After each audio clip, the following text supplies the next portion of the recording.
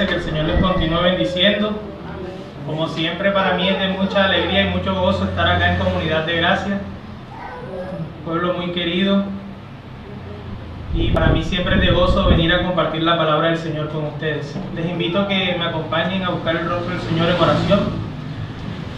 Amado Dios y Padre que estás en los cielos, te damos gracias, oh Dios, porque tú eres soberano, porque tú eres grande, porque tú eres el Rey, porque tú eres omnipotente, oh Dios, porque tú controlas, Señor, todos los hilos de la historia, oh Dios, porque tu plan soberano y maravilloso, tu sorprendente e increíble plan, Señor, se ha visto desarrollado día a día, Señor, no solo en la historia de la humanidad, sino en nuestras vidas, oh Dios. Te damos gracias, Señor, porque a ti te ha placido, por pura gracia, oh Dios, regalarnos este espacio, Señor, para que te conozcamos, para que nos asombremos y nos maravillemos al estudiarte, al ver cuán sabio y cuán inteligente, oh Dios, eres tú, Padre, porque solo tú eres Dios y no hay Dios fuera de ti, no hay otro como tú, oh Dios. Por eso, Señor, te alabamos y te exaltamos y te agradecemos, Señor, por este espacio. Ayúdanos a conocerte más, ayúdanos a edificarnos como cuerpo de Cristo, ayúdanos, Señor, a ser conforme a tu voluntad, oh Dios, a que podamos vivir con más piedad, a que podamos vivir agradándote día a día, Señor, y que estas verdades, Señor, que hoy veamos sean aplicadas a nuestro corazón. Te pido de igual manera que me asistas, Señor, mientras expongo esta escuela, oh Dios, pues sabes que soy deficiente y muy limitado, oh Dios, y que cualquier lenguaje falla al tratar de hablar de tus proezas, oh Dios, pero confío en el poder del Espíritu Santo y en tu asistencia, Señor, para dar suficiente luz para que podamos ver las maravillas de tu ley. Todo esto lo pedimos en el nombre de tu amado y glorioso Hijo Jesús. Amén. Amén. Bueno, mis hermanos, continuamos con la teología de los pactos, y a mí en el día de hoy pues me fue asignado dos pactos, el pacto mosaico o sinaítico y el pacto davídico. Entonces vamos a ver los dos pactos. Les pido amablemente que las preguntas, los aportes, los dejemos para el final para poder desarrollar, ya que son dos pactos que voy a tocar en el día de hoy. ¿Ya? Entonces espero con el Señor terminar en el tiempo exacto, que el tiempo pues me rinda, ¿ok? Entonces el primer pacto que veremos es el pacto mosaico, y después veremos el pacto davídico. En el pacto mosaico voy a estar más tiempo que en el pacto davídico, ¿ok? Para que no se vayan a desesperar cuando vean que vaya a entrar al pacto davídico después. Entonces, lo primero que quiero mostrar del pacto mosaico es la fuente de este pacto, o sea, de dónde fluye, de dónde viene este pacto, a dónde se conecta, ¿ya? Nosotros en el domingo anterior vieron lo que era el pacto abrahámico, ¿ya? Entonces yo voy a demostrar a través de dos promesas que el pacto mosaico fluye del pacto abrahámico. No es un pacto que anula el pacto abrahámico, sino que es como un anexo, un pacto que viene a ampliar el pacto abrahámico, un pacto que fluye del pacto abrahámico y que tiene su conexión directamente al pacto abrahámico, ¿ya? Entonces voy a tocar dos promesas por las cuales podemos ver bíblicamente que el pacto mosaico o sinaítico proviene del pacto abrahámico. Y yo voy a leer los textos para ustedes debido al tiempo. Pues los que anotarán los textos, los apuntarán, pero yo voy a leer todas las citas por causa del tiempo. La primera promesa que podemos, una de las promesas que se le da a Abraham, nosotros la que he cogido es la promesa de opresión y aflicción. En Génesis 15, de los versículos 13 al 16, Dios le dice a Abraham lo siguiente: ten por cierto que tu descendencia morará en tierra ajena, y será esclava allí, y será oprimida 400 años.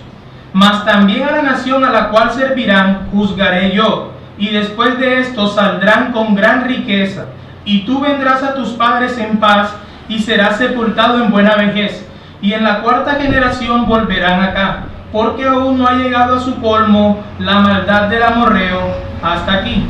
Entonces nosotros vemos que una de las promesas del pacto abrahámico era de opresión, que a la descendencia de él, a los hijos de él, al pueblo de él, sería esclavo en una nación extranjera, en una nación distinta, y ahí serían oprimidos, ya serían afligidos. ¿Dónde vemos el cumplimiento de estas cosas? Cuando nosotros vamos al libro del Éxodo, en el capítulo 1, versículo 11, leemos lo siguiente: Entonces pusieron sobre ellos comisarios de tributos que los molestasen con sus cargas, y edificaron para Faraón las ciudades de almacenaje, Pitón y Ramesés. Entonces aquí vemos que se está cumpliendo en la promesa de opresión, de aflicción. Y en Éxodo, o sea, un capítulo más adelante, en Éxodo capítulo 2, los versículos 23 al 25, nosotros leemos que aconteció que después de muchos días murió el rey de Egipto, y los hijos de Israel gemían a causa de la servidumbre. ¿Por qué? Porque los estaban oprimiendo, ellos eran afligidos, eran expuestos a labores intensas con el tema de construir ladrillo y todo esto. Nosotros podemos ver en el capítulo 1 la opresión y la aflicción a la que era sometida en la descendencia abrámica en Israel, en Egipto, perdón. Entonces dice que ellos clamaron y subió a Dios el clamor de ellos con motivo de su servidumbre. Entonces ese clamor sube y miren lo que dice: y oyó Dios el gemido de ellos y se acordó de su pacto con Abraham, Isaac y Jacob, y miró Dios a los hijos de Israel y los reconoció. ¿Qué es lo que está haciendo el autor de Génesis? O sea, Moisés. Es lo que nos está mostrando en el libro del Éxodo, es el cumplimiento de esas promesas y el resultado del pacto abrámico. Eso es lo que nos está mostrando.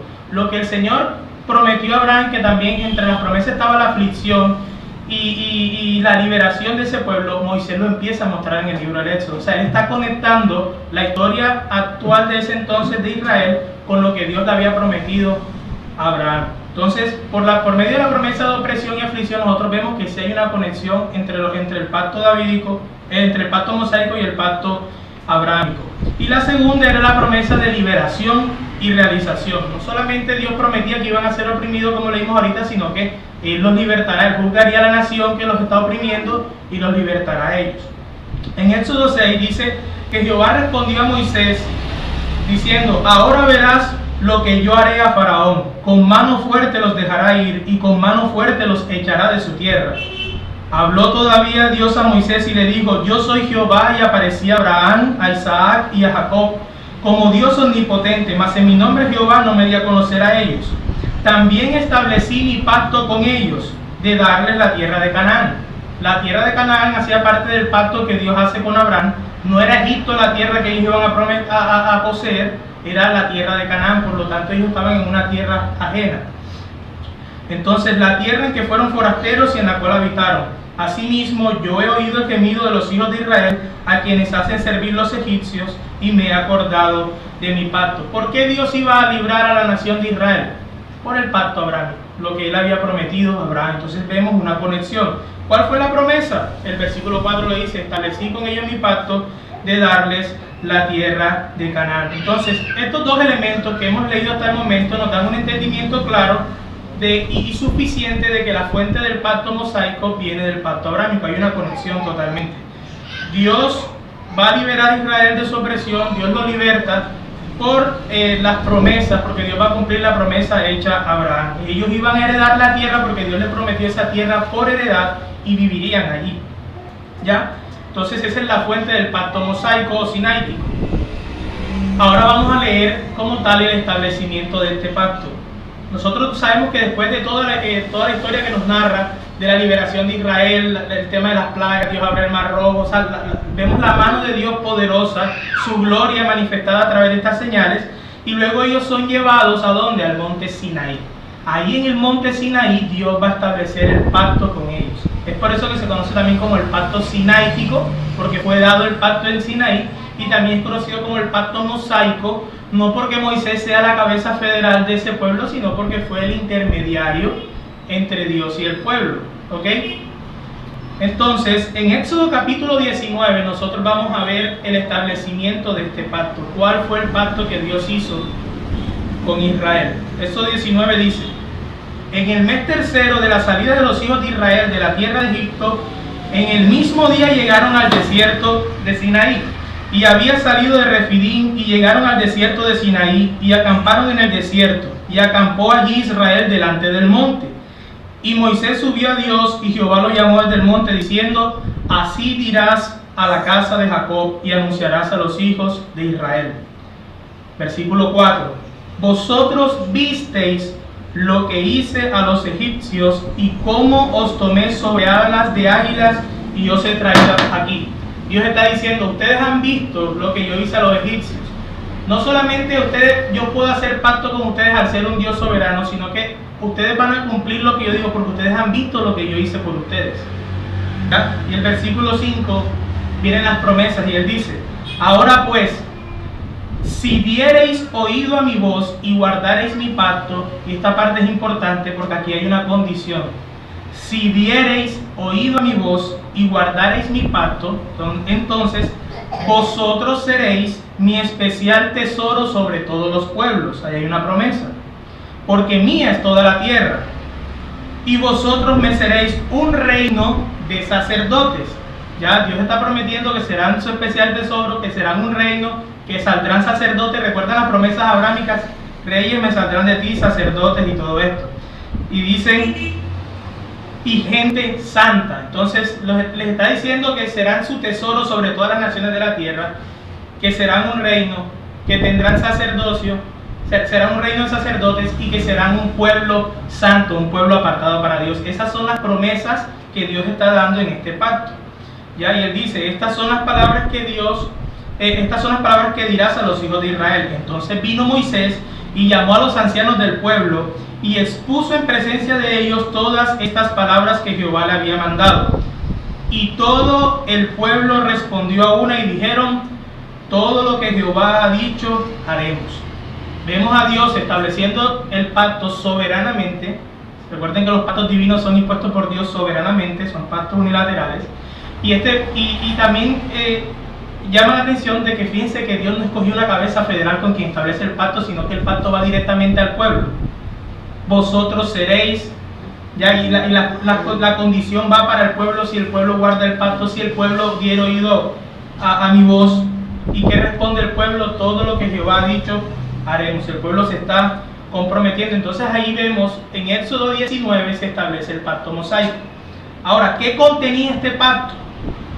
Nosotros leemos después de Éxodo 19 en el capítulo 20 y en adelante, nosotros lo primero que nos vamos a encontrar es los 10 mandamientos, el decálogo, la ley moral de Dios. De hecho, en Deuteronomio 4:13 explícitamente se nos dice que ese era el contenido del pacto. Dice lo siguiente, y él os anunció su pacto, el cual os mandó a poner por obras los 10 mandamientos y los escribió en 2 tablas. ¿Cuál era el contenido del pacto mosaico? Era en esencia la ley moral de Dios, los 10 mandamientos. Era lo que Dios les ordenaba a ellos para vivir, era lo que ellos debían ser y lo que debían hacer. ¿Ok? Ahora, esa ley tenía que ver con el tema de la santidad en todas las esferas de su vida. La santidad en la adoración a Dios, la santidad hacia la persona de Dios, la santidad hacia el nombre de Dios, la santidad hacia el día de Dios, la santidad a la autoridad, a la vida, al matrimonio, a la propiedad, a la verdad y la santidad del corazón. Recuerden que Dios estaba apartando, había escogido un pueblo santo. Él quería un pueblo, una nación santa. Nosotros vamos a ver cuál fue el propósito de eso. ¿Por qué Dios escogió a ese pueblo?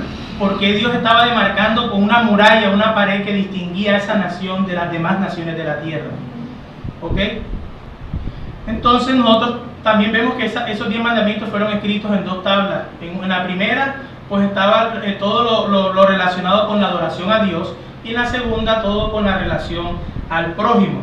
Sin embargo, no solo los 10 mandamientos hacían parte de este pacto, sino que Dios fue agregándole ordenanzas y regulaciones, como cuáles fueron la ley civil y la ley ceremonial. ¿Ok? Las leyes civiles, ¿para qué servían? Para gobernar a Israel, para constituir a Israel como una nación política. Para eso eran las leyes civiles. Ya recuerden que Dios había prometido una nación. ¿Ok? Entonces esa ley civil servía para conformar a Israel como una nación política. ¿Qué incluían esas leyes civiles? Pues hablaba acerca del trato y el cuidado que se le debían dar a los deudores, a los esclavos, a los pobres, etcétera, etcétera. ¿Era para qué? Para conformar a Israel como una nación política. Pero por otro lado también estaban las leyes ceremoniales, que eran con el fin de establecer a Israel como un cuerpo religioso. Y en ellos se daban indicaciones sobre los días religiosos, las comidas, los sacrificios, las ofrendas y todo lo que nosotros vemos en este sistema ceremonial. ¿Ok? Entonces tenemos a Dios estableciendo el pacto, vemos el contenido del pacto, las promesas del pacto, Y vemos al pueblo ahora, el pueblo de Israel respondiendo todo lo que el Señor ha dicho haremos, ellos se comprometen. ¿Y qué viene después?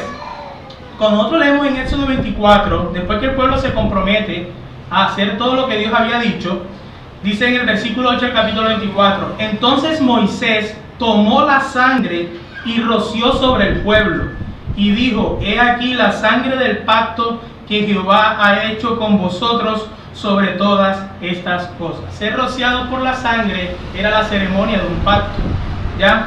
Y en todos los pactos hemos visto esto. Por ejemplo, en el pacto, en el primer pacto nosotros vemos que el árbol de la ciencia del bien y del mal amenazaba con la muerte a Adán. ¿Recuerdan eso? El día que comieres del árbol morirás. En el pacto abrámico nosotros vemos que Dios pasa por el medio de animales partidos diciendo yo haré el pacto, si no las sanciones de este pacto, las maldiciones caerían sobre mí. Y ahora acá el ser rociado por la sangre de animales les está diciendo a ellos, ustedes morirán si no guardan el pacto. Hay maldiciones y sanciones por no cumplir. ¿Con qué fin siempre se colocaban las sanciones y las maldiciones? Con el fin de obligar a las partes a cumplir y guardar el pacto. ¿Recuerdan eso en las escuelas anteriores? ¿Ok? Y nosotros vemos que después que Dios da todo esto, ¿qué hace el pueblo? Peca inmediatamente. Y miren que Dios juzga al pueblo, pero no destruye a todo el pueblo. ¿Por qué? Porque ese pacto está conectado al pacto abrámico. Y Dios le prometió a Abraham que su descendencia heredaría la tierra de Canaán. Entonces nosotros vemos que eso está conectado. Uno dice, pero ¿por qué Dios no arrasaba a Israel? Porque él le prometió a Abraham que su descendencia, sus hijos, heredarían la tierra de Canaán. Entonces sí hubo juicios particulares sobre muchos del pueblo, pero no sobre todo el pueblo, quitándole la promesa de la heredad de la tierra prometida. De hecho, cada vez que el pueblo de Israel violaba el pacto, ¿qué hacía Moisés? Rogaba a Dios. ¿De qué manera? ¿Cuál era la forma en que Moisés pedía a Dios misericordia? Él decía, acuérdate de Abraham, de Isaac y de Jacob, tus siervos, a los cuales has jurado por ti mismo y les has dicho, yo multiplicaré vuestra descendencia como las estrellas del cielo, y daré a vuestra descendencia toda esta tierra que he hablado, y la tomarán por heredad para siempre. Moisés siempre le decía, Señor, ten misericordia con base al pacto que hiciste con nuestro padre Abraham. Recuerda que tú hiciste un pacto con él. Obviamente Dios tenía claro lo del pacto, ya, pero era la manera en que Moisés le decía, ten misericordia del pueblo, no porque nosotros lo merezcamos, porque no somos un pueblo especial, ya, pero hazlo con base al pacto que hiciste con nuestro padre Abraham. ¿Okay? Entonces nosotros vemos que las sanciones de este pacto no se dirigían específicamente a una cabeza federal y que heredaría después los representantes, sino que las sanciones de este pacto caerían sobre el confederado, es decir, el pueblo. ¿Okay? Al pueblo de Israel eran los que caían las sanciones de este pacto. Ahora, este pacto tenía términos, como todo pacto, ¿okay? Y era que habían condiciones. Recuerden que Dios condicionó, si dieres oído mi voz, si guardares mi pacto, entonces seréis vuestro, o sea, vienen las promesas, ¿ok? Y nosotros leímos que hay 4 promesas, por así decirlo, que podemos ver en este pacto mosaico. Hay 3 que encontramos en el pasaje que leímos ahora, y hay una que Dios le hace en Deuteronomio 18:18, donde Dios les promete un profeta, ¿ya? Un profeta que él levantaría. Entonces, como dijimos ahorita, la primera era hacer Israel su especial tesoro, la segunda era a Israel hacer una nación de un reino, una nación de sacerdotes, una nación santa, ¿ya? Y la última bendición era esa, que Dios les daría a ellos un profeta. Y el pueblo de Israel no solo iba a necesitar un rey que lo guiara, sino que iba a necesitar también un profeta que fuera intermediario entre Dios y ellos. Ya, pero hemos hablado de las promesas, pero recuerden que los pactos no solamente tienen bendiciones, sino que tienen maldiciones. ¿Qué maldiciones había en este pacto? De no vivir en obediencia, el pueblo de Israel recibiría las maldiciones. Voy a leer 2 pasajes donde hablan acerca de esas maldiciones para que vean lo serio que era este pacto. Dice, por ejemplo, en Levítico 26, versículo 14, dice, pero si no me oyereis, recuerden que le había dicho, si diereis oído a mi voz, si guardaréis mi pacto, aquí le está diciendo, si no me oyereis, ni hiciereis todos estos mis mandamientos, o sea, si ustedes no cumplen el pacto, y si desdeñareis mis decretos, si vuestra alma menospreciare mis estatutos, no ejecutando mis mandamientos e invalidando mi pacto, o sea, esto es lo que les va a ocurrir si ustedes invalidan mi pacto. yo también haré con vosotros esto. Enviaré sobre vosotros el terror, extenuación y calentura, que consuman los ojos y atormenten el alma, y sembraréis en vano vuestra semilla, porque vuestros enemigos la comerán. Pondré mi rostro contra vosotros, y seréis heridos delante de vuestros enemigos, y los que os aborrecen se enseñorearán de vosotros, y huiréis sin que haya quien os persiga. Entonces nosotros estamos viendo las maldiciones al invalidar este pacto, y en Deuteronomio 28 se ve aún mayor la gravedad de estas maldiciones. Voy a leer Deuteronomio 28:15, dice: pero acontecerá que si no oyeres la voz de Jehová tu Dios, para procurar cumplir todos sus mandamientos y sus estatutos que yo te intimo hoy, que vendrán sobre ti todas estas maldiciones y te alcanzarán. Dios está diciendo, si tú invalidas el pacto, estas maldiciones van a llegar a ti y te van a alcanzar. No hay forma de que escapes de ellas. Estas son las maldiciones al invalidar el pacto. Dice: maldito serás en la ciudad y maldito en el campo. Maldita tu canasta y tu arteza de amasar. Maldito el fruto de tu vientre y el fruto de tu tierra, la cría de tus vacas y los rebaños de tus ovejas. Maldito serás en tu entrar y maldito serás en tu salir. Y empieza Dios a ver todas esas maldiciones que caerían si ellos invalidaban el pacto. ¿Ya? Y eso nos permite ver la gravedad de invalidar el pacto de Dios. No estaban invalidando el pacto contra cualquier hombre mortal, sino contra el Dios soberano, omnipotente, el creador del cielo y de la tierra. Y Dios concluye el pacto diciendo lo siguiente en Deuteronomio. Él dice: a los cielos y a la tierra llamo por testigos hoy contra vosotros, que os he puesto delante la vida y la muerte, la bendición y la maldición. Escoge pues la vida para que vivas tú y tu descendencia, amando a Jehová tu Dios, atendiendo a su voz y siguiéndole a Él, porque Él es vida para ti y prolongación de tus días, a fin de que habites sobre la tierra que juró Jehová a tus padres, Abraham, Isaac y Jacob, que les había de dar. Miren, aquí hay algo que hay que tener en cuenta. Dios prometió a Abraham que su descendencia heredaría la tierra, y Dios cumple su promesa.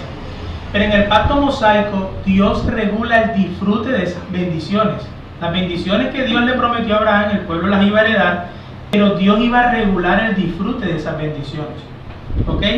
¿Con qué propósito Dios hace el pacto sinaítico o el pacto mosaico? ¿Ya?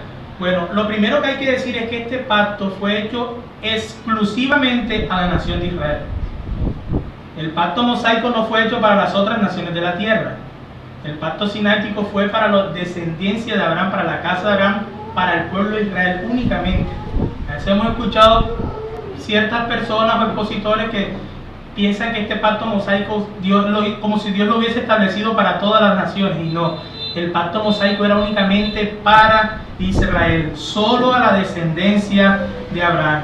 El pacto mosaico no tenía nada que ver con las otras naciones del mundo. ¿Ya? Era un pacto para Israel y su vida en Canaán, en la tierra que él había prometido.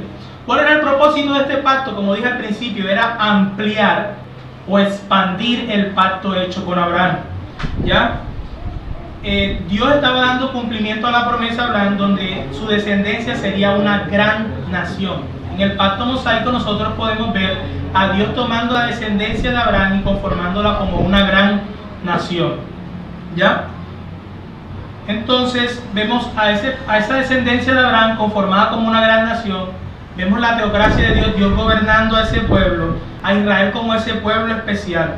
La ley era la constitución de esa nación. Ya nosotros, entonces, con ese propósito fue que Dios da el pacto mosaico. Dios cumplió las promesas hechas a Israel. Cuando nosotros leemos toda la historia, nos damos cuenta que el Señor les dio la tierra de Canaán como lo prometió, los hizo una nación numerosa como lo había prometido, les dio reyes, sacerdotes, y los separó de las demás naciones de la tierra. Hizo una distinción entre una nación pura, santa, apartada para Dios, y las demás naciones de la tierra. Y este pacto tiene ciertas características también, como todo pacto tiene. Y la primera de este pacto, que nos dimos cuenta al principio, es que carece de una cabeza federal. Ya, este pacto no tenía un representante que, con base a su obediencia o desobediencia, el pueblo acarrearía pues la bendición o la maldición. ¿Ok? No tiene una cabeza federal. Eso lo distingue totalmente. Muchos piensan que podía ser Moisés, pero Moisés no es la cabeza federal, porque Moisés no obró por el pueblo, simplemente fue un intermediario. ¿Ok? Abraham, muchos dicen, bueno, Abraham es la cabeza federal del pacto mosaico. Tampoco, porque los pactos eran distintos en esencia. ¿Ok? Abraham, por medio de Abraham, el pueblo de Israel ganó las promesas, las bendiciones que Dios le prometió a él, la tierra y todo esto. Pero lo que Dios estaba diciendo, que debes guardar esto para que seas esto, Abraham no tuvo que ganarlo. Ellos no tenían un representante ni una cabeza federal, era el pueblo el que tenía que guardar el pacto. Otra característica que nosotros vemos es que en este pacto había un principio de obras. ¿Recuerdan lo que es el principio de obras? Haz esto y vivirás. Haz esto y serás bendecido. Tenían que obrar para ganar algo. Eso es un principio de obras.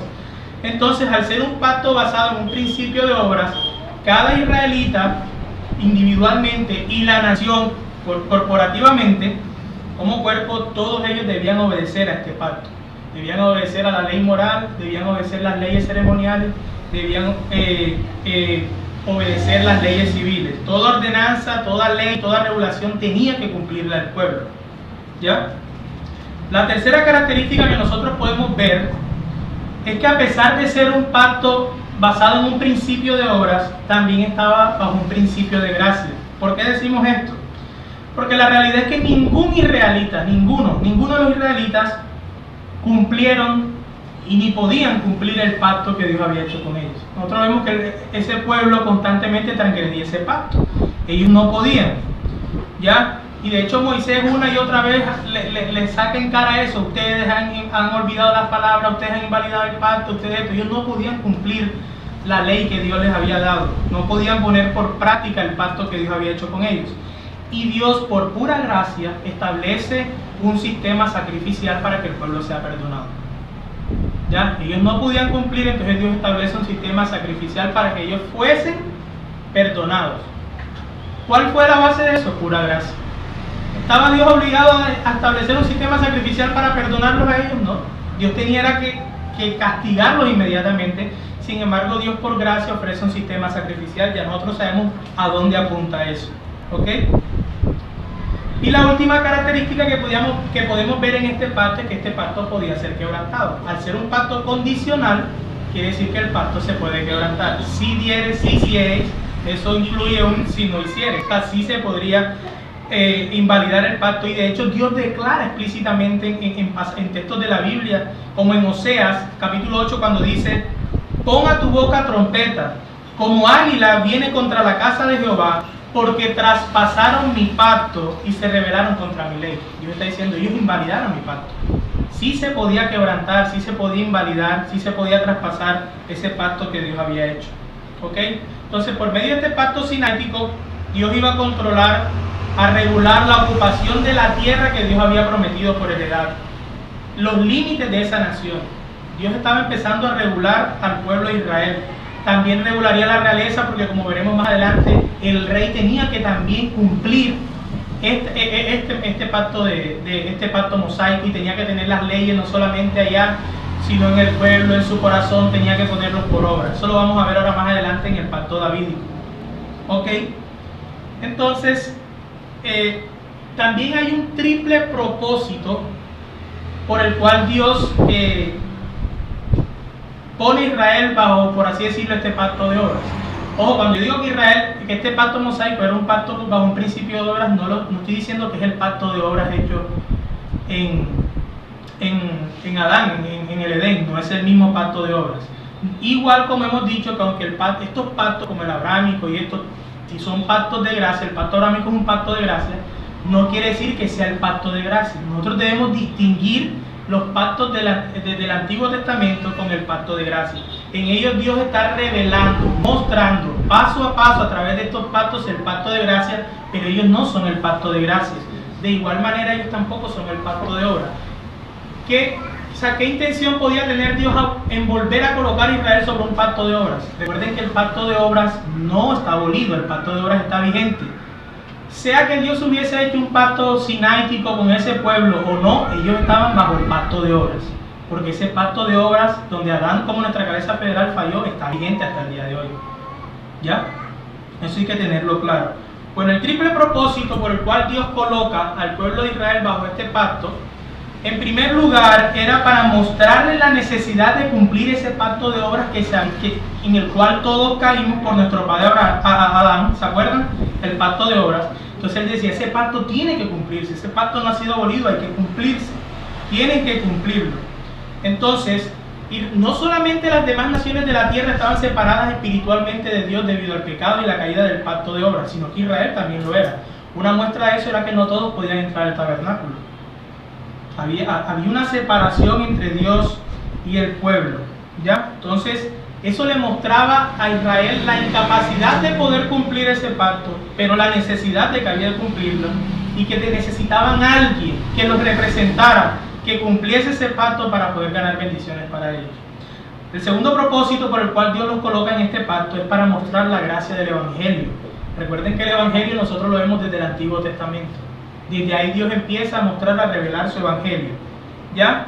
Y Dios no da este sistema para cambiar en los corazones de ellos, porque obviamente la ley no podía hacerlo, no tenía que ver con el cambio de actitudes internas, sino con la necesidad de un cambio de corazón, que la ley no lo haría, solamente Dios lo haría. Recuerden en Jeremías 31, 32 y Ezequiel 36, ¿ya? Pero la ley moral de Dios servía para confrontar a cada israelita de su incapacidad para vivir conforme a la ley de Dios, su incapacidad para cumplirlo, para amar a Dios, que eran incapaces realmente de amar a Dios. ¿Con qué fin? Llevarlos a Cristo. Dios les había dado este sistema, estas leyes, no para que ellos buscaran la justicia propia a través de estas leyes, sino para que confiaran en la simiente prometida a Eva, en el simiente prometida a Abraham, que cumpliría esa ley y los podría justificar a ellos. Nosotros vemos a lo largo de la historia que ellos buscaban justificarse a través de eso. Por eso fracasaron y perecieron buscando justificación por sus propios medios. Y el tercer propósito era resguardar, proteger a la simiente prometida. Ustedes recuerdan que así como la circuncisión separaba a la descendencia de Abraham de las otras familias de la tierra, naciones de la tierra, así el pacto mosaico servía para ampliar y mostrar aún más esa separación que había entre Israel y las demás naciones. ¿Con qué fin? Cuidar el linaje de la promesa, cuidar el linaje de la simiente, cuidar el linaje del Mesías. Dios estaba separando un pueblo santo de las demás naciones de la tierra, diciendo, de aquí vendrá esa simiente. Entonces la necesidad de Dios apartar y guardar a ese pueblo. Entonces esa ley moral de Dios sirvió para separarlos aún más y proteger así el linaje del Mesías, de donde vendría. ¿Ok? Entonces nosotros podemos ver que fue por causa de ese pacto que Dios hizo con Abraham que Dios toleró durante mucho tiempo la desobediencia de este pueblo, ¿ya? Pero si el propósito de eso era del pacto abrámico y el pacto mosaico que nosotros vemos era la simiente, resguardar la simiente, una vez viene la simiente, ¿qué necesidad tenía Dios o qué obligaba a Dios a seguir guardando y tolerando a una nación pecadora, a una nación desobediente? Ninguna. Una vez Cristo viene, una vez la promesa llega, ya Dios no estaba en la obligación de tolerar a una nación desobediente, a una nación incrédula, y es la razón por la cual fueron desechados, y de hecho Cristo se lo dice, que su reino sería quitado. Y ese cumplimiento nosotros lo vemos en el año 70, cuando el general romano Tito, recuerdan, el general romano Tito entra a Jerusalén, destruye todo lo que encuentra, destruye el templo, destruye todo, y no es más que es una muestra de que Dios había dejado de ser el Dios de ese pueblo y que ellos habían dejado de ser el pueblo de Dios. ¿Ok? Entonces nosotros vemos que en Cristo Dios establece realmente su reino, en Cristo Dios les da verdaderamente un rey a ellos, en Cristo Dios hace un reino de sacerdotes, como nosotros podemos ver. Todo esto se da en el cumplimiento de Cristo. Una vez viene la promesa, la simiente, ya no hay necesidad de que Dios siga tolerando a este pueblo. Todo fue con un propósito. Pero no saltemos todavía hasta el tema de Cristo, hasta no ver el pacto davídico, para que veamos el enfoque que el pacto davídico le da a estos pactos, al antiguo pacto. Ahí terminamos lo que es el pacto mosaico. ¿Okay? Un pacto donde se regulaban las bendiciones, un pacto donde se regulaba el sacerdocio, un pacto donde se regulaba la realeza también, un pacto donde Dios separaba al pueblo de las demás naciones para resguardar la nación sobre la cual el pueblo, sobre la cual vendría el Mesías. ¿Ok? Ahora vamos a entrar al pacto davídico. ¿Cuánto tiempo me queda? 10 minutos, ok, vamos a verlo rápidamente. Entonces nosotros después de esto, Moisés muere y nosotros lo que vemos en el libro de los jueces es que es el modo en que el pueblo, en que la nación de Israel vivió en esa tierra prometida. Eso lo podemos ver en el libro de los jueces. Y hay una frase que se repite y es: los hijos de Israel hicieron lo malo ante los ojos de Jehová. El pueblo seguía invalidando ese pacto, el pueblo seguía fallando los términos de ese pacto, ¿ya? Y violaban constantemente ese pacto mosaico. Dice que cada uno hacía lo que bien le parecía. Pero hay algo que llama la atención y es que siempre, como en Jueces 17:6, que dice: no había rey en Israel. ¿Qué está haciendo aquí el Señor? Mostrándonos la necesidad, la solución que necesitaba ese pueblo realmente. Y era un rey que pudiera gobernarlos, guiarlos y protegerlos. Un rey que fuese su representante. Un rey que sería entonces la cabeza federal de ese pueblo que no tuvo cabeza federal cuando se hizo el pacto mosaico. Y nosotros podemos ver en esas promesas cuando Dios a través de Moisés dice: se levantará cetro de Israel. De aquí nosotros podemos empezar a ver las promesas a Abraham, donde saldrán reyes cumplidas. Dios va a instituir ahora el reinado. Dios promete que vendrá un rey, un representante, porque era la gran necesidad de ellos, un rey que los guiara, los protegiera, los gobernara. Y nosotros vemos por esa razón que el pueblo de Israel va donde Samuel y le dice: queremos que nos constituyas un rey. ¿Recuerdan esa historia? Queremos que nos hagas un rey, queremos que nos establezcas un rey, que nos nombres un rey para que nos juzgue. Y hasta ahí no había nada de malo, pues Dios le había dicho a ellos anteriormente en Deuteronomio que sí les daría un rey. ¿Cuál fue el problema aquí? Que ellos no querían un rey que Dios se los escogiera, sino un rey conforme al corazón de ellos. En Deuteronomio 17 nosotros leemos lo siguiente: cuando hayas entrado en la tierra que Jehová tu Dios te da, y tomes posesión de ella y la habites, y digas: pondré un rey sobre mí como todas las naciones que están en mis alrededores, ciertamente pondrás por rey sobre ti al que Jehová tu Dios escogiere. ¿Quién era el rey que los iba a gobernar ellos? El que Jehová escogiere. De entre tus hermanos pondrás rey sobre ti. No pondrás sobre ti hombre extranjero que no sea tu hermano.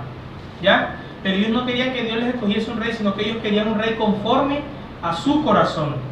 Dios viene y les da uno no de la tribu de Judá, porque Dios había prometido que el reinado sería del cetro de Judá, de la tribu de Judá, sino que se los da conforme ellos querían, uno de la tribu de Benjamín, a Saúl. Luego vemos nosotros que Saúl no tenía acerca de la palabra de Dios.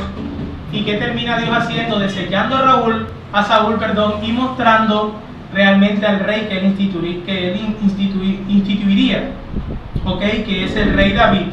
¿Dónde vemos el pacto davídico? Segunda de Samuel, capítulo 7, de los versículos 8 en adelante. Aquí en segunda de Samuel vamos a ver el pacto davídico. Dice lo siguiente: ahora pues, dirás así a mi siervo David: así ha dicho Jehová de los ejércitos, yo te tomé del redil de detrás de las ovejas para que fueses príncipe sobre mi pueblo, sobre Israel. Y he estado contigo en todo cuanto has andado, y delante de ti he destruido a todos tus enemigos, y te he dado nombre grande, como el nombre de los grandes que hay en la tierra. Además yo fijaré lugar a mi pueblo Israel y lo plantaré, para que habite en su lugar y nunca más sea removido, ni los inicuos se aflijan más como al principio. Desde el día en que puse jueces sobre mi pueblo Israel, y a ti te daré descanso de todos tus enemigos. Asimismo Jehová te hace saber que Él te hará casa. Y cuando tus días sean cumplidos y duermas con tus padres, yo levantaré después de ti a uno de tu linaje, el cual procederá de tus entrañas, y afirmaré su reino. Él edificará casa a mi nombre, y yo afirmaré para siempre el trono de su reino. Yo le seré el padre, y él me será a mí hijo. Y si él hiciere mal, yo le castigaré con vara de hombres y con azote de hijos de hombres. Pero mi misericordia no se apartará de él como la aparté de Saúl, al cual quité de delante de ti. Y será firmada tu casa y tu reino para siempre delante de tu rostro, y tu trono será estable eternamente. Conforme a todas estas palabras y conforme a toda esta visión, así habló Natán a David. ¿Qué estamos viendo aquí? El pacto davídico. Dios está estableciendo el pacto davídico, y Dios lo que está haciendo es mostrando progresivamente la revelación del pacto de gracia, cumpliendo en David esa gloriosa promesa de un rey poderoso que vendría ¿de dónde? De la tribu de Judá. ¿Recuerdan la promesa? El cetro de Judá, no faltará el cetro de Judá. Aquí Dios está cumpliendo la promesa de un rey poderoso que gobernaría al pueblo de Dios. Y aunque muchos dicen, pero es que ahí no se utiliza la palabra pacto, ahí no se usa la palabra pacto, nosotros ya nos hemos dado cuenta que aunque no se nombre explícitamente en lo que se esté hablando, no quiere decir que no esté contenida esa enseñanza en ella. Pero en el Salmo 89 Dios declara que sí es un pacto. En el Salmo 89, versículo 3 dice: hice pacto con mi escogido, juré a David mi siervo, diciendo: para siempre confirmaré tu descendencia y edificaré tu trono por todas las generaciones. Dios está diciendo explícitamente: yo sí hice un pacto con mi siervo David. ¿Ok? ¿Cuáles son las características de este pacto? Lo primero es que este pacto no era un pacto nacional como el que vimos anteriormente, sino que este pacto se estaba haciendo simplemente con un individuo, el rey, la cabeza federal, como habíamos estudiado en los antiguos pactos. David sería la cabeza federal del pueblo, David sería el representante del pueblo. Entonces Israel sería bendecido o castigado con base a la obediencia de su representante, a saber, el rey. ¿Ok? Un ejemplo claro lo vemos cuando David censa al pueblo. David censa al pueblo y ¿sobre quién recae el castigo? Sobre el pueblo. Ya la obediencia y la desobediencia del rey recaerían sobre el pueblo. Vamos claro hasta ahí, si me he hecho entender. Okay. Entonces, el rey actuaba en representación del pueblo. La segunda característica es que este era un pacto hecho con la casa de David, no con todas las tribus de Israel. Recuerden, del cetro de Judá, solamente con la tribu de Judá, solamente con la casa de David. En Génesis 49:10 es donde yo estoy tomando este texto donde hablo del cetro de Judá, donde Dios dice: no será quitado el cetro de Judá, ni el legislador de entre sus pies hasta que venga Silot. Y esa es la razón por la cual Dios preservó a la tribu de Judá, a pesar de que después de David vinieron reyes perversos y malos. Dios preservó la tribu de Judá por esa promesa que él había hecho. ¿Ya? ¿Hasta cuándo? Hasta cuando viene Cristo, que viene la tribu de Judá, ya la promesa cumplida en Cristo. ¿Qué necesidad tenía Dios de seguir tolerando a ese pueblo? Ninguna, por eso Dios los desecha. Israel no era algo especial en ellos, no era la especialidad de Israel, el propósito por el cual él hizo parte del plan de Dios era por Cristo, por la simiente. Él verdaderamente es el protagonista. Nosotros vemos muchos sistemas de interpretaciones bíblicas donde parece que Israel fuera el gran protagonista de la Biblia. Es Cristo el protagonista de la Escritura.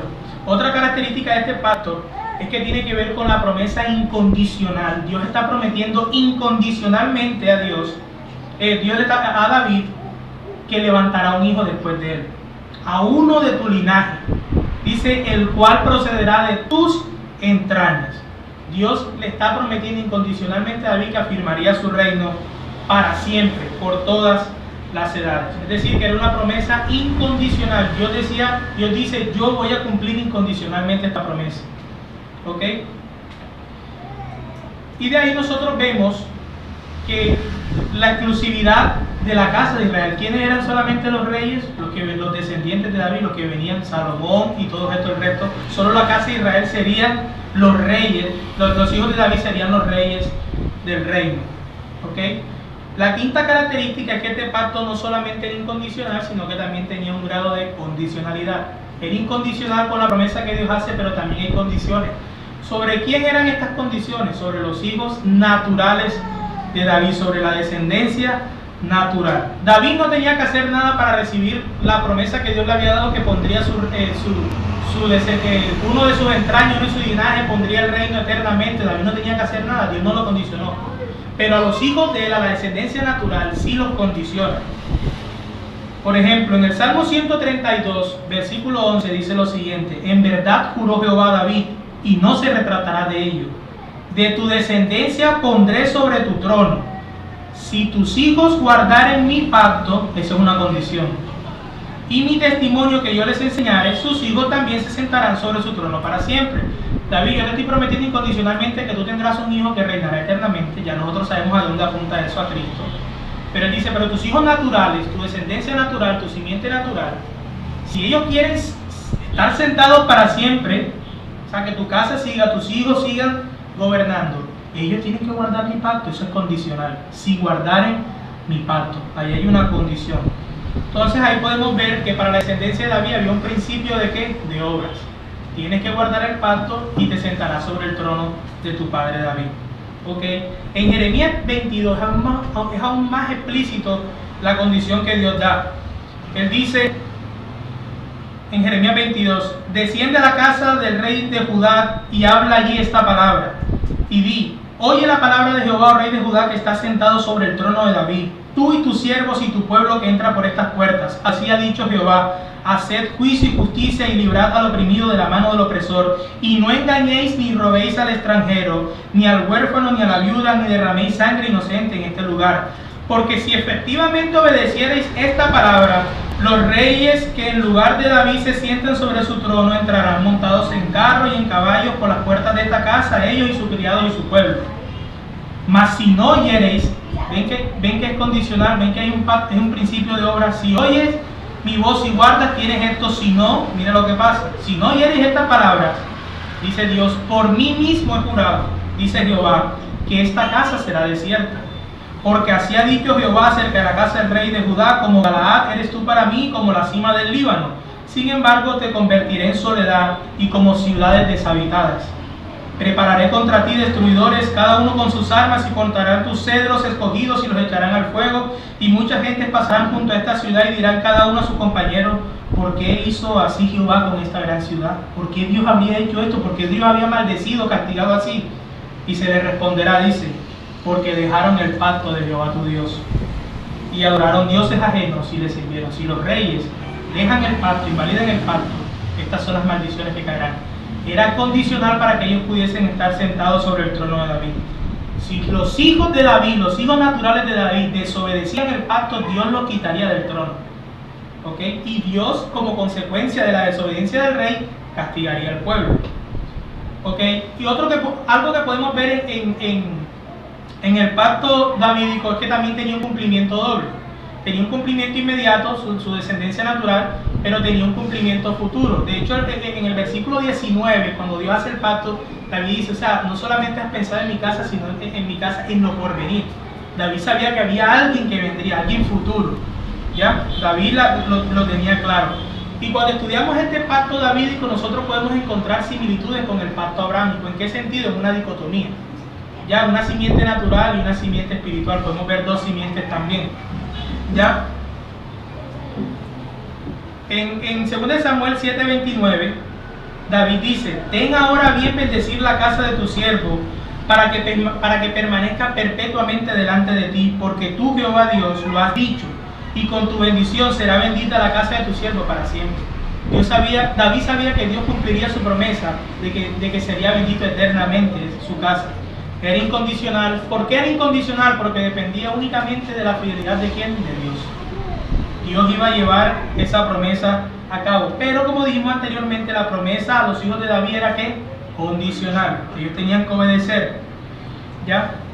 Y nosotros vemos estas dos simientes representadas, la simiente natural y la simiente sobrenatural. La simiente natural, Salomón y los hijos de Salomón. Esa era la simiente natural de David. La simiente espiritual o sobrenatural, Jesucristo. Cristo Jesús. ¿Ven? Y también nosotros podemos ver el juego de tipos y sombras. ¿Recuerdan? Era tipo, era sombra. Esto era tipo y sombra de algo o alguien que venía. En el pacto davídico vemos eso. Por ejemplo, en el pacto abrámico, Salomón fue quien construyó casa a Jehová. Eso lo podemos ver. Salomón construye casa a Jehová, construye el templo, pero Jesús era el verdadero Salomón porque él era el templo realmente. Él era el templo de Dios verdaderamente. Él era la morada perpetua de Dios con su pueblo. No un templo temporal, un templo que no tenía nada en sí, que nosotros vemos que con Tito ese templo es destruido, sino que en Cristo era el templo donde Dios estaría con su pueblo eternamente. ¿Ya? Luego nosotros vemos que hay una promesa también que en el reinado de Salomón, o sea, con el reinado de Salomón viene paz viene un refrigerio, un reposo al pueblo con sus enemigos. Ustedes recuerdan que hubo una era de paz con Salomón. Pero realmente el verdadero Salomón que traería paz y reposo al pueblo de Dios era Cristo. Cristo realmente trae reposo a nuestras almas. Cristo realmente ha traído paz a nuestras vidas. Cristo realmente nos ha salvado de aquellos enemigos que ni usted ni yo podríamos vencer. Amén. Y por último, nosotros vemos que los descendientes naturales de David no pudieron guardar perfectamente este pacto. No lo cumplieron. Todos. Ninguno de los descendientes de David, excepto uno, Cristo. Él sí guardó este pacto a la perfección. Él obedeció las condiciones del pacto davídico a la perfección. Una vez más, Cristo cumple todos los pactos. Es Cristo quien cumple perfectamente.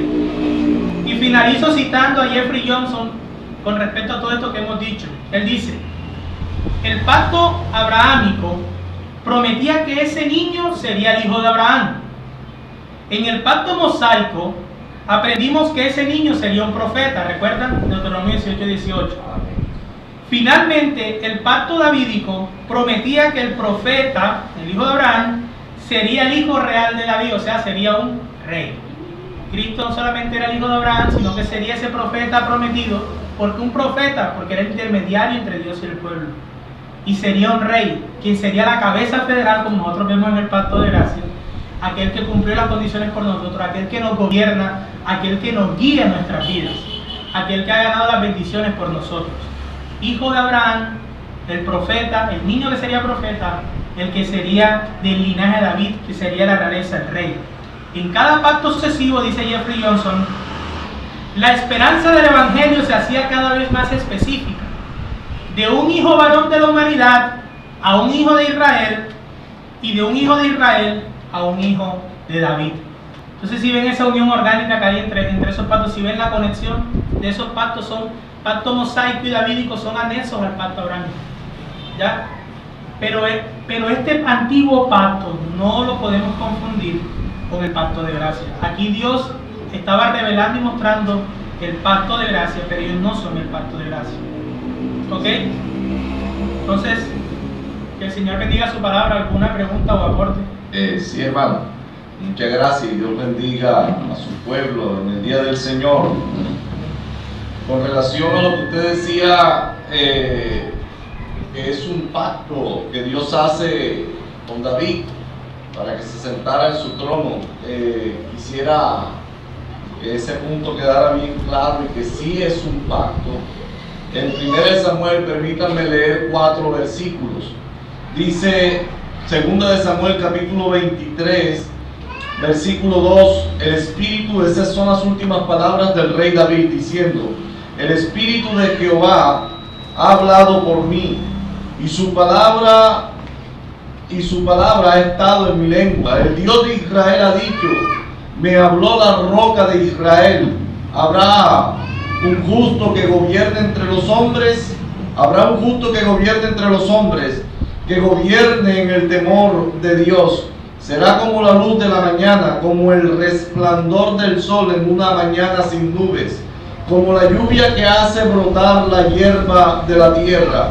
No es así mi casa para con Dios, sin embargo, Él ha hecho conmigo pacto perpetuo. Esas son las palabras del rey David. Queda confirmado que sí es, que Dios sí hace un pacto con el rey David. David tenía claro que el pacto que Dios había hecho con él, y David tenía claro lo incondicional y lo condicional de ese pacto. David sabía que incondicionalmente Dios cumpliría la promesa de hacer su reino perpetuo. Por eso él lo dice en el versículo 19 y 29 de 2 Samuel 7. Él agradece a Dios porque él sabía que su casa sería bendita por siempre. Él sabía que eso Dios lo iba a cumplir incondicionalmente. Pero él también sabía lo condicional del pacto. De hecho, antes de morir, él le dice a Salomón: guarda el pacto de Dios, cumple sus leyes, cumple sus estatutos, para que tú gobiernes, para que nuestra casa esté aquí siempre reinando sobre el trono. O sea, él tenía clara la parte incondicional y la parte condicional del pacto. Así, amén. La segunda era, mi hermano, y es una pregunta, por supuesto, es con relación al primer pacto, o al pacto que usted estaba hablando, pacto mosaico o pacto sinaítico. que se habló de una exclusividad con el pueblo, que ese sería su pueblo, su especial tesoro, si ellos guardaban el pacto. La pregunta es, como la nación de Israel tenía esa exclusividad, otras naciones no podrían ser participantes si ellos se adherían a todos esos mandamientos que el Señor estaba dando a su pueblo Israel. Bueno, ahí la pregunta, o sea, sí, cuando un extranjero tomaba al Dios de Israel como su Dios, cuando asumía las leyes, cuando se sometía a todo esto, nosotros vemos que era tratado como parte del pueblo de Dios. Y si él cumplía todos los mandamientos, si él cumplía estas leyes, todo esto, indiscutiblemente Dios lo trataba como parte de su pueblo. De hecho, nosotros vemos muchas personas que incluso recibieron la bendición de no solamente ser parte del pueblo, sino ser parte de la descendencia directa de la cual vendría el Mesías. Amén. Buen día. Yo estaba recapitulando lo que decías acerca de que David era la cabeza federal, pero no sé si era absolutamente o parcialmente, porque bien si tú dices que cuando él hizo lo del censo, el pueblo está sufriendo consecuencias, pero también vemos el caso de Betsabé, que él comete ese pecado y el pueblo no sufre las consecuencias de su pecado. O sea, es castigado, o los juicios de Dios vienen sobre él y no sobre todo Israel. Pero los hijos de David hacían parte también del pueblo. Y mira que la sanción cae sobre el hijo de David, que hace parte del pueblo también. Así es. Bueno, ¿listo? Ok. Vamos a orar. Amado Señor, te damos gracias, Padre, porque por tu amor y tu misericordia nos has regalado este espacio, Señor, y hemos conocido, Señor, tu mover y tu obrar a lo largo de la historia, Señor. Hemos visto cómo ese plan perfecto, Señor, que tú habías establecido desde la eternidad, se ha ejecutado paso a paso a lo largo de la historia, Señor. Y solamente podemos alabarte, glorificarte y asombrarnos por tan glorioso Dios que tenemos, oh Dios. Porque solamente tú podrías idear un plan tan perfecto, Señor. Te damos gracias por habernos hecho parte de ese pacto, Señor, en el cual tú nos redimirías. Y sabemos que todo este antiguo pacto, Señor, era necesario, por el cual tú guardarías, Señor, y por el cual tú cuidarías, resguardarías el pueblo, la nación, por el cual vendría esa promesa, esa simiente que es Cristo, y en la cual nosotros, oh Dios, somos salvados por pura gracia. Te damos gracias, oh Dios, infinitamente. Ayúdanos, oh Dios, a ser hombres, Señor, que guarden tu ley, que pongan por práctica tu ley, oh Dios, que vivamos conforme a tu ley, oh Dios. No permita, Señor, que nos vayamos a cualquier extremo de caer en algún antinomianismo, oh Dios, o de vivir totalmente en una actitud desconsiderada, Señor, ante tu ley, sino que día a día nos esforcemos, oh Dios, por guardar tu ley, tus mandatos, Señor. Ayúdanos, Señor, porque sabemos que no es fácil, pero tú nos demandas y nos exiges que nos esforcemos, y sabemos que solamente eso es posible a través de tu ayuda y de tu gracia. Guárdanos, Señor, llévanos con bien, Señor, siempre en cada cosa que hagamos, Señor, que todos estos pactos, Señor, que este plan siempre esté presente en cada acción de nuestras vidas, oh Dios, y que solamente salgan alabanzas y gloria de nosotros hacia ti, hacia tu santo nombre, oh Dios. Lo pedimos en el nombre de tu Hijo amado Jesús. Amén. Amén.